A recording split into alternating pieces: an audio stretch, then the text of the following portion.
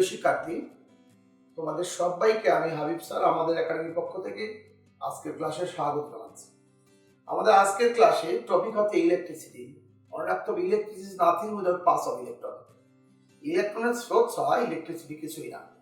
এই তারের মধ্যে দিয়ে অনবরত ইলেকট্রনের চলাচল করে, ফর দ্যাট কজ পরিবাহীর মধ্যে দিয়ে ইলেকট্রন চলাচল করে, ফর দ্যাট কজ এটাকে বলা হচ্ছে ইলেকট্রিসিটি। এই জন্য বললাম ইলেকট্রিসিটি ইলেকট্রনের স্রোত ছাড়া কিছুই না। তো বিদ্যুৎ এক প্রকার শক্তি যা কোনো পরিবাহীর মধ্যে দিয়ে প্রবাহিত হয়ে বিভিন্ন প্রকার শক্তিতে রূপান্তরিত করা যায়। আধুনিক সভ্যতার যদি গোড়াপত্তন বলি, যে আধুনিক সভ্যতার যে জয় জয়কার, এটার মূলে রয়েছে বিদ্যুতের অবদান, সেটা সবাই জানে।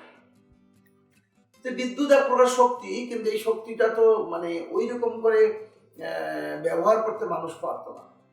এই মাত্র সেদিন, বেশি দিন আগের গল্প নয়, 1733 খ্রিস্টাব্দে বেঞ্জামিন ফ্রাঙ্কলিন নামক একজন বিজ্ঞানী বিদ্যুতের ধনাত্মক ও ঋণাত্মক প্রান্ত আবিষ্কার করেন।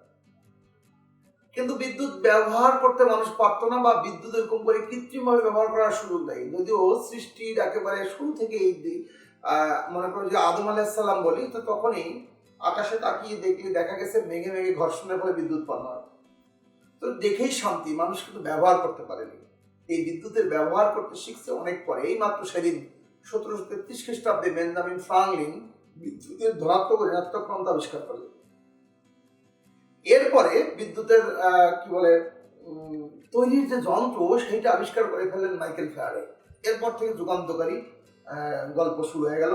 অর্থাৎ এটা হচ্ছে 1739 থেকে 45 সালের মধ্যে বিদ্যুতের যুগান্তকারী তিনটি যন্ত্র, একটা হচ্ছে জেনারেটর বা ডায়নামো, একটা হচ্ছে তোমার তড়িৎ মোটর বা ইলেকট্রিক মোটর, আরেকটাকে বলা হচ্ছে তোমার ট্রান্সফর্মার। এই তিনটি যন্ত্র আবিষ্কার করেছেন মাইকেল ফ্যারাডে। তোমাকে যদি বলি বিদ্যুৎ তৈরির যন্ত্র একটাই, তার নাম হচ্ছে তোমার জেনারেটর বা ডায়নামো। তোমার পৃথিবীতে যত রকম পাওয়ার প্ল্যান্টের নাম শুনবা তুমি, এই যে quick nuclear power plant, hydro electric power plant, nuclear power plant, thermal power plant, এই যে বিদ্যুৎ উৎপাদন কেন্দ্র যেগুলো আছে, এগুলো দিয়ে কি করা হয়? এগুলো দিয়ে একটা শক্তি উৎপন্ন করা হয়। সেই শক্তির সাহায্যে জেনারেটর চালানো হয়। আর জেনারেটর চালাইলে বিদ্যুৎ উৎপন্ন হবে। অর্থাৎ নো জেনারেটর নো ইলেকট্রিসিটি। কথা কি বোঝো নাই? দু একটা উদাহরণ দিই। মনে করো কাপ্তাই, এটাকে বলে হাইড্রো ইলেকট্রিক পাওয়ার প্ল্যান্ট, বাংলাদেশের একমাত্র হাইড্রো ইলেকট্রিক পাওয়ার প্ল্যান্ট, বা বাংলায় বলে জলবিদ্যুৎ প্রকল্প। কোথায়? কাপ্তাই। এখানে কি করা হয়েছে? বাংলাদেশের সবচেয়ে খরস্রোতা নদীর নাম কি? কর্ণফুলী। এই কর্ণফুলী নদীতে বাঁধ দিয়ে দেওয়া হয়েছে। বাঁধ দিয়ে বাঁধের ভিতরের দিকে যখন 30-40 ফিট উঁচা পানি হয়ে গেছে, পানি জমে যাবে না, এবার ওই বাঁধের মধ্যে চিকন রাস্তা তৈরি করে দেওয়া হয়েছে। এই 40 ফিট পানি এই চিকন রাস্তা দিয়ে যখন খুব দ্রুত বেগে স্পিডে বেরোবে, তো পানি যখন জমছিল 40 ফিট, তখন পানির মধ্যে একটা বিভব শক্তি বৃদ্ধি পেয়েছে। অর্থাৎ শক্তি দুই প্রকার, একটা বিভব শক্তি, একটা গতি শক্তি।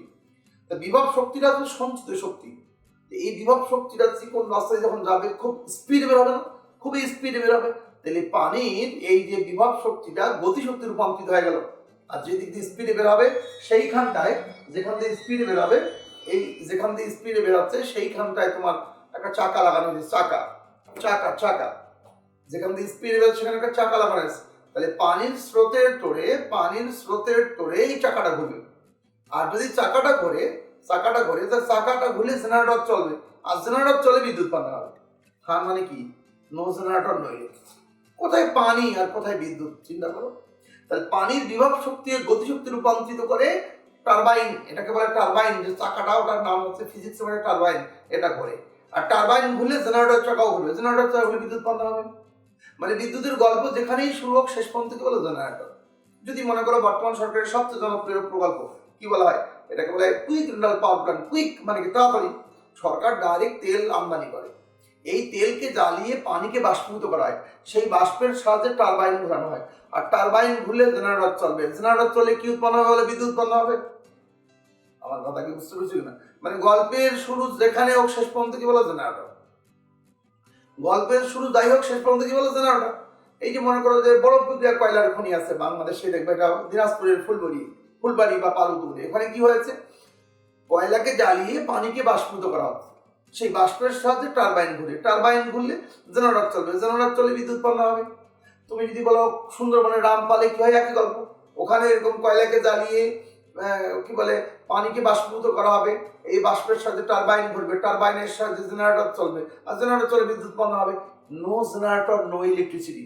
অর্থাৎ জেনারেটরের চাকা যদি তুমি ঘোরাতে পারো, সে থাপড়ায় ঘোরাও, আসার দিয়ে ঘোরাও, ফু দিয়ে ঘোরাও, যেমনি খুশি ঘোরাও, জেনারেটর যদি চলে বিদ্যুৎ উৎপন্ন হবে। ওই যে কুমিরের গল্পের মতন, গল্পের শুরু যেখানে হোক শেষ পর্যন্ত কি বলো কুমির। ওই ছেলে রচনা মুখস্থ করছে কুমিরের, স্যার ওকে রচনা লিখতে দিয়েছে, তুমি এবার লিখবা মাতা পিতার প্রতি কর্তব্য। ও বলছে মা বাবা তার সন্তানকে অনেক ভালোবাসে, ঠিক যেমন কুমিরও তার ছেলে মেয়েকে ভালোবাসে। কুমির একটু বছর প্রাণী, জলে চলে স্থলে চলে, কুমিরের গল্প শুরু হয়ে গেছে। এবার স্যার বলছে তুই এবার লিখবি পলাশের যুদ্ধ, দেখি কি করিস।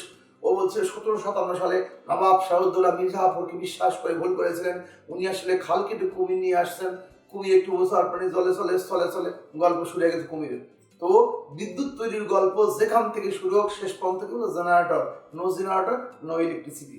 এরকম করে মজায় মজায় বিদ্যুতের গল্প শোনার জন্য, বিদ্যুতের ক্লাস করার জন্য, বিদ্যুতের ডিটেলস ক্লাসটা আমার করতে হবে। তোমাদের সবাইকে আমি আমার ইলেকট্রিসিটি অ্যান্ড ইলেকট্রনিক্স ক্লাসে স্বাগত জানাচ্ছি। ধন্যবাদ। ওকে, দেখা হবে ডিটেলস ক্লাস। আসসালামু আলাইকুম ওয়া রাহমাতুল্লাহি ওয়া বারাকাতুহু।